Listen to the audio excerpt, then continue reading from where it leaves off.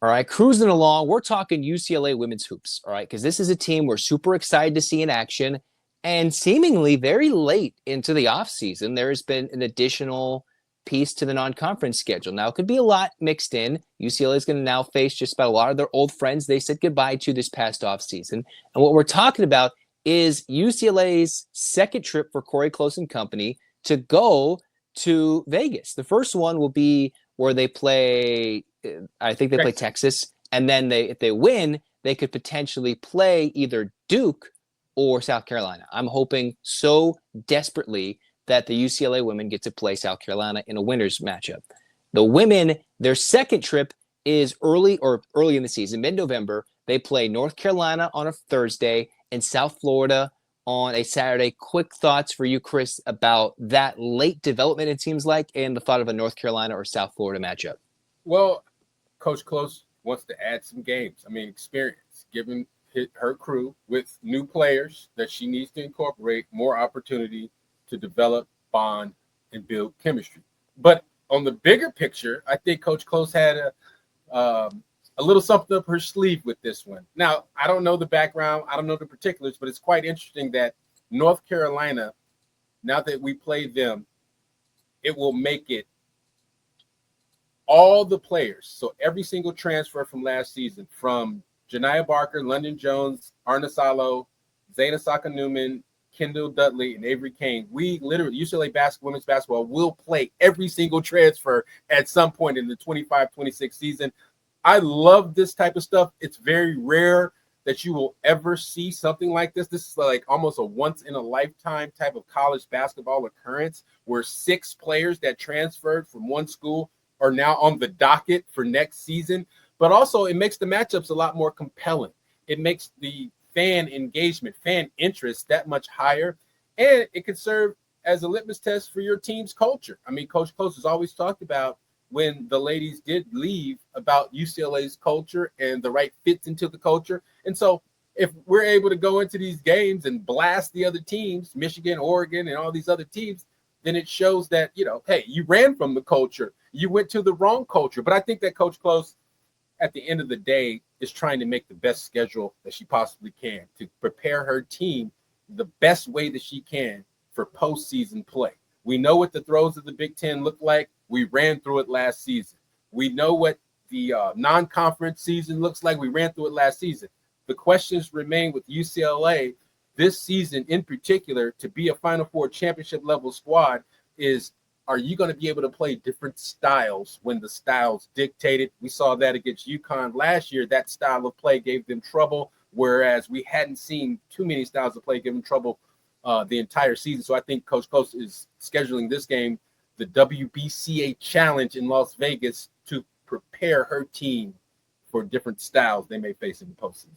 My couple of thoughts on this are, one, it seems like intentional, very intentional. Maybe it wasn't, but obviously with a lot of these players going to the Big Ten, or maybe an agreement already with Tennessee in the works, that just kind of worked with Janiah Barker and company.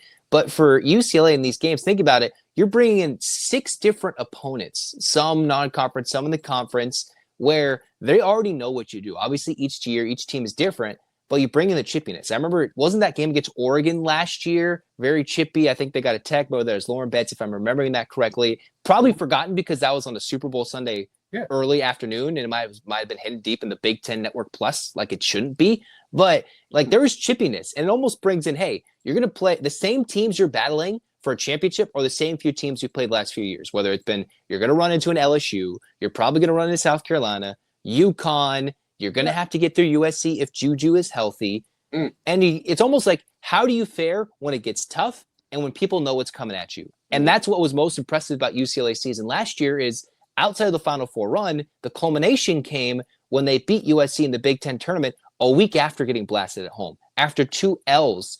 And then they turned around, grinded it out, and figured out how to beat USC in the Big Ten tournament in the 3rd game in 3 days. So it's like, how do we bring this together, bring the chippiness, and maybe a lower scale, but prepare them for the Final Four?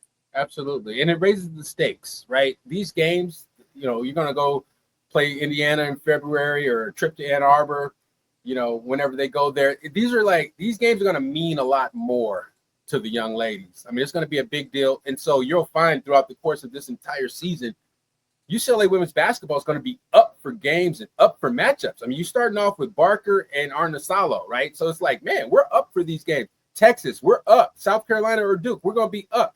I mean, it's going to be a consistent, just game after game, challenge after challenge of her team, Corey Close's team's ability to get up, rise to the occasion. And the teams that can get up, rise to the occasion, and then maintain and sustain that throughout the course of their season are usually the teams that are in the Final Four and in a position to win a national title.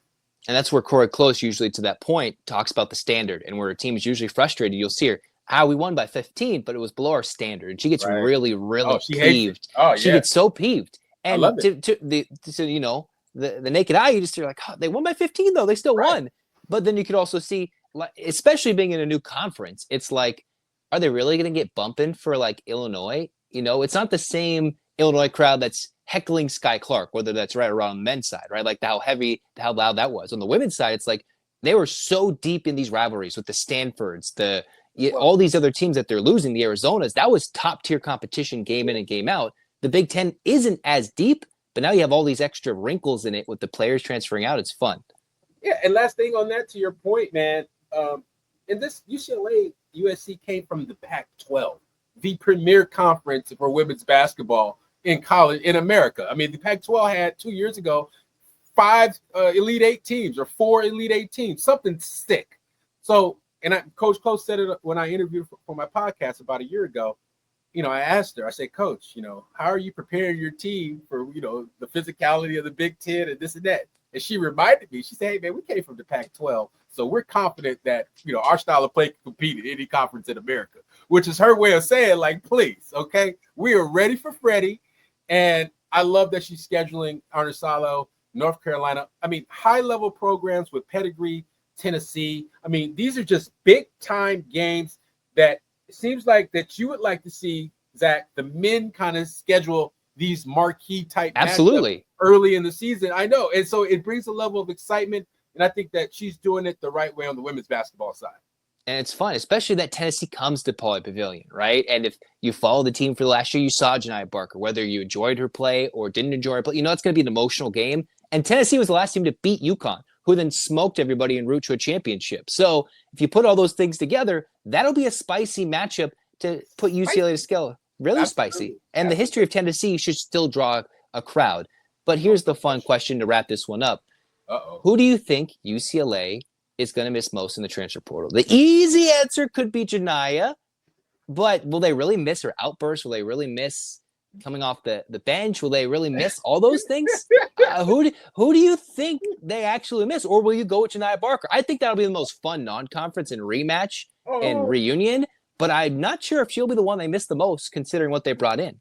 Well, Mike, I mean, so you make a good point considering what they brought in, right? Because Sienna Betts is in. You lose a Barker who's arguably one of the most talented players in all of college basketball, but then you bring in someone who's the number 2 player in the country, McDonald's All-American, Team USA, high-level, projected WNBA draft pick. The drop-off isn't so much. Now, the question is, was all the other stuff that Janiah Barker brought to the table, is it going to outweigh what Sienna Betts doesn't bring to the table, which is on the chemistry side, I don't know how the dynamics, interpersonal relationship dynamics were, but I feel like Sienna's going to come in and fit in a lot more seamlessly. I don't think her and Coach Close will have the public arguing issues that Coach Close had with Barker last season when Barker would be subbed out the game and for the world to see, spending about 30 seconds talking to Coach Close, very demonstrative. That type of stuff does kind of get on your nerves, and it does break your team chemistry down.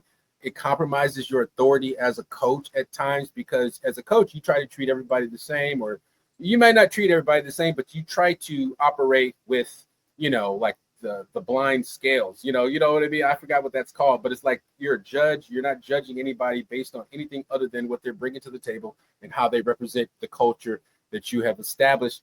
Janiah Barker, for all that she was and however much I was her biggest fan last year, I could see that there were some issues with how she affected UCLA's culture. I'm not saying that she's the reason why we didn't beat UConn, but But who knows how things would have looked. Now, the other person I think that UCLA will miss is Londynn Jones. I always felt like Londynn was UCLA's best sort of downhill creator, could dribble the ball, pass, was a good passer in the Lawrence. When she shot the ball well, they would never lose. When she got it going, Londynn was tough to stop. But then when you think about who's going to be coming in and replacing her, Charlize Ledger-Walker at the shooting guard position, who was a 4-time All Pac-12 performer, 1,700 plus points scored at Washington State, was one of the top 4 freshmen in the nation, the same class that Paige Beckers and Caitlin Clark was in. She was in that group. I don't feel so bad about losing Londynn, okay? And then when you look at Gianna Neepkins and you think about Kendall Dudley, the long, wiry forward that ended up transferring to Michigan, Avery Kane, the 6'2 shooter, athletic wing player, none of them are better than Neepkins. Neepkins is high-level WNBA draft board, about to be a top 10 pick, the best shooter in America, arguably, right, for her size and her skill set, her level of competition. You won't find anybody on playing Team USA like she did this summer and putting up the statistics she put in. Go look up her shooting percentages. She was off the charts. So who are you going to miss most? You know, for me, I don't think it's any of the freshmen. Oh, Arnisalo. Now, I was gonna pick it out. I know you were. I knew you were. Because I'm gonna miss Arnisalo the most, not because she was gonna put up 15 this year or put up more assists or just dominate more than Kiki, but I do think with this wave leaving, that you need a new leader. And by the time this whole team is gone, literally at this point next year, you needed a leader. And Arnisalo could have been that junior, played on a Final Four team, hopefully on a similarly good team with a good run, and commanded a lot of time as a true freshman. They had to run the show. That you don't want to just go completely the freshman, because I don't know if I trust freshmen right away in this next year after a bunch of seniors. That'll be a big, rocky fall off potentially if they don't hit the portal hard. I would have liked Arnisalo to grow. There's no question about it. I mean, you make a great point. If you remember South Carolina games, some games early in the season, Arnisalo was the key. She stepped up huge for the Bruins.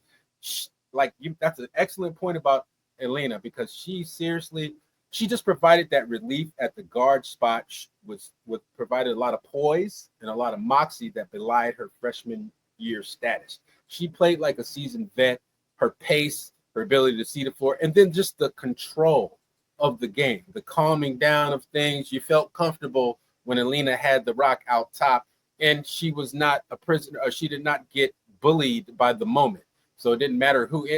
Later on in the season, you know, she kind of had some ups and downs, but there was a stretch there where Arnisalo was looking very serious. So I think the UCLA will definitely miss her. We'll miss her presence. We'll miss that backup point guard ability, but I don't think the drop off is going to be too far or that bad, because I think, and the last thing on this, I think, and I'm going to be writing something about this, but I think that this role that Gabriela Jaquez may embrace as sort of a point forward, jack of all trade, facilitator kind of player next season, if she can embrace that role, I think she can become the X factor that Arnisalo was for the Bruins last season.